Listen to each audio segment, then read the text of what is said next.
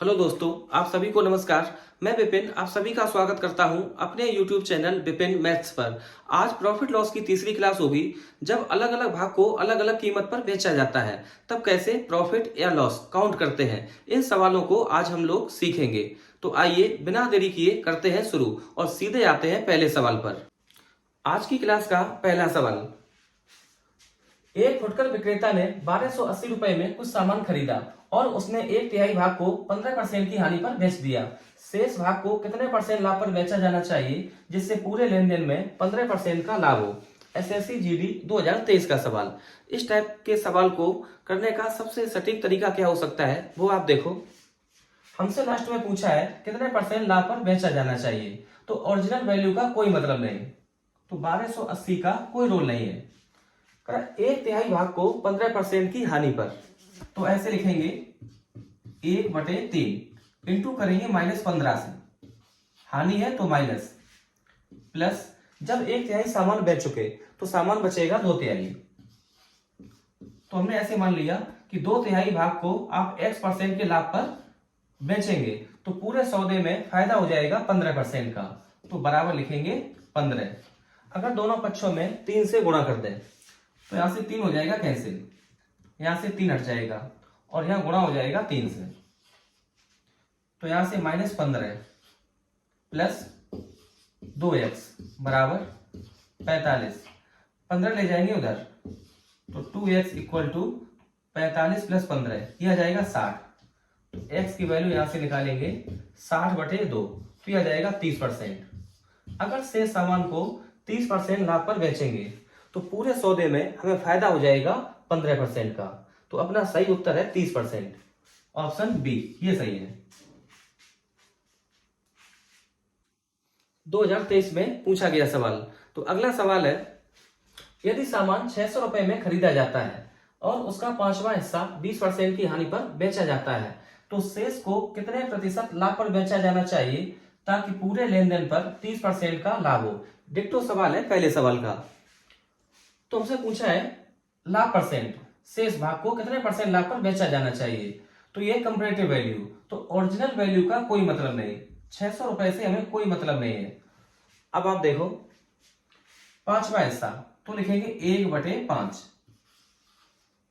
20% की हानि पर इंटू कराएंगे -20 से, प्लस 1/5 हिस्सा बेच चुके तो शेष हिस्सा बचेगा 4/5।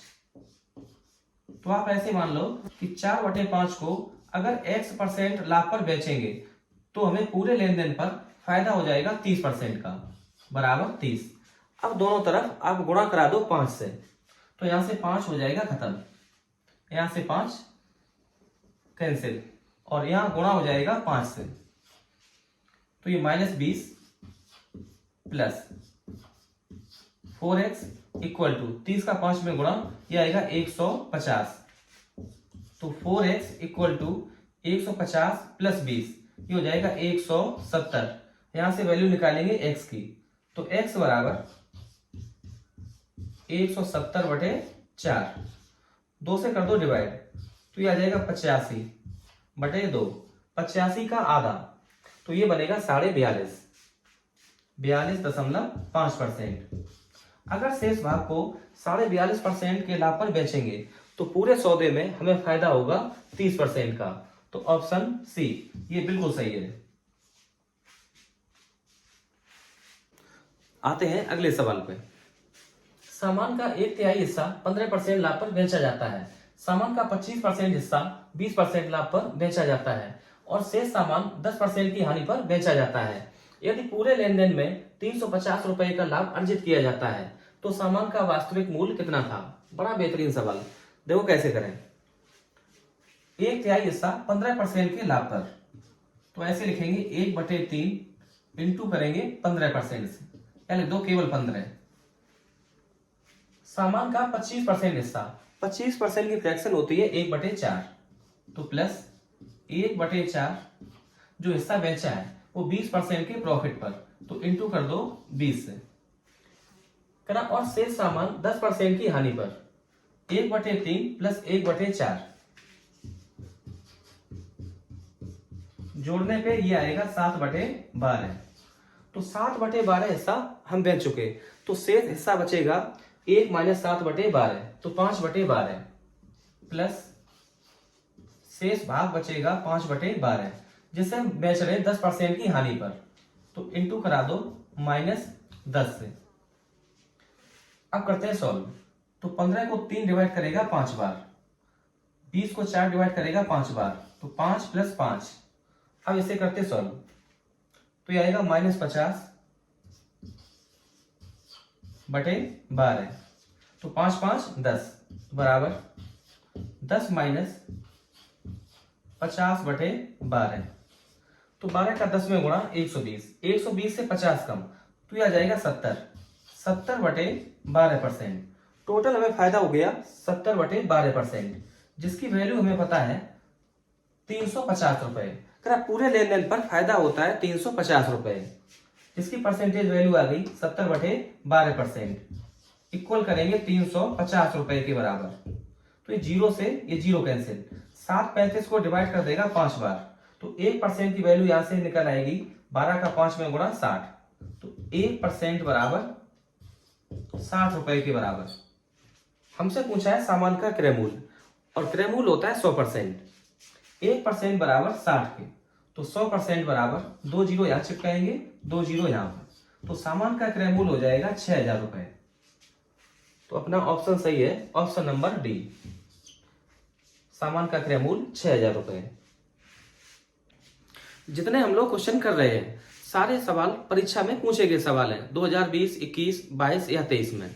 तो अगला सवाल है, राम ने एक निश्चित मात्रा में गेहूं खरीदा, यदि वह 1/4 गेहूं 12% लाभ पर बेचता है, तो 15% का लाभ कमाने के लिए उसे शेष गेहूं को कितने % लाभ पर बेचना चाहिए।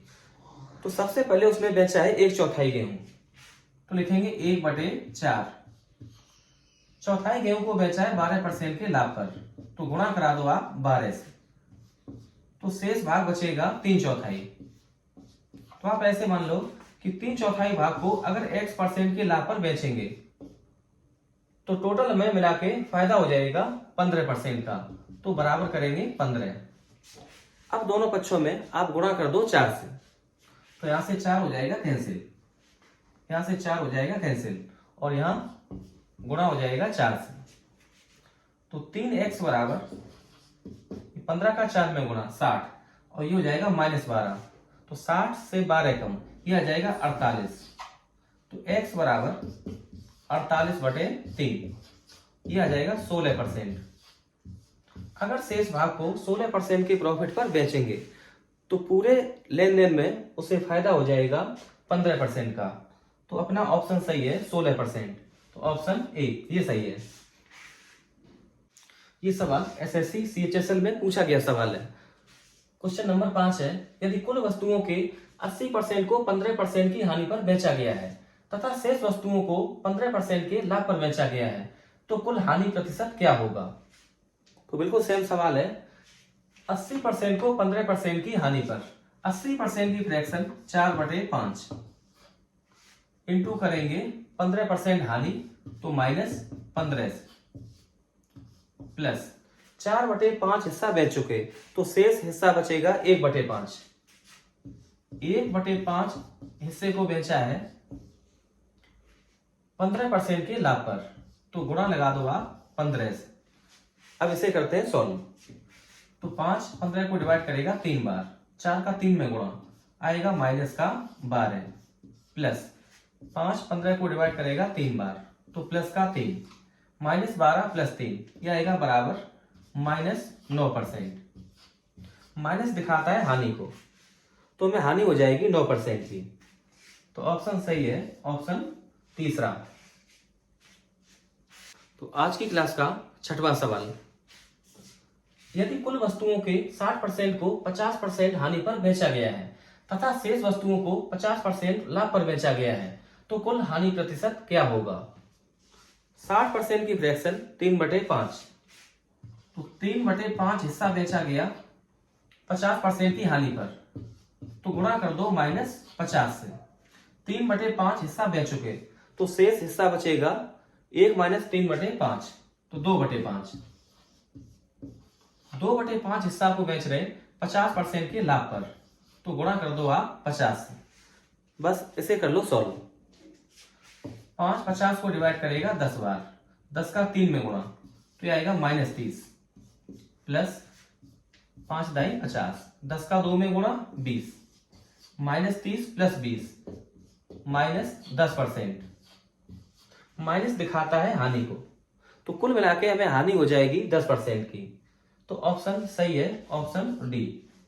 इस टाइप के सवाल को करने का सबसे बेहतरीन तरीका यही है। बढ़ते हैं अगले क्वेश्चन की ओर। ये अलग सवाल है पीछे वाले सवालों से, लेकिन पूछा गया है एसएससी जीडी 2023 में। एक व्यक्ति ने समान मूल्य पर दो वस्तुएं खरीदी, एक को 10% लाभ पर और दूसरी को 5% की हानि पर बेच दिया। यदि दोनों विक्रय मूल्यों के बीच का अंतर 60 रुपए है, तो दोनों वस्तुओं के क्रय मूल्य का योग कितना है? देखो इस सवाल को केवल 10 सेकंड में कैसे सॉल्व करें। अगर दोनों वस्तुओं के सीपी बराबर है, एक को 10% लाभ पर और दूसरी को 5% की हानि पर, तो इसका डिफरेंस आएगा 15% के बराबर। 15% बराबर 60 रुपए,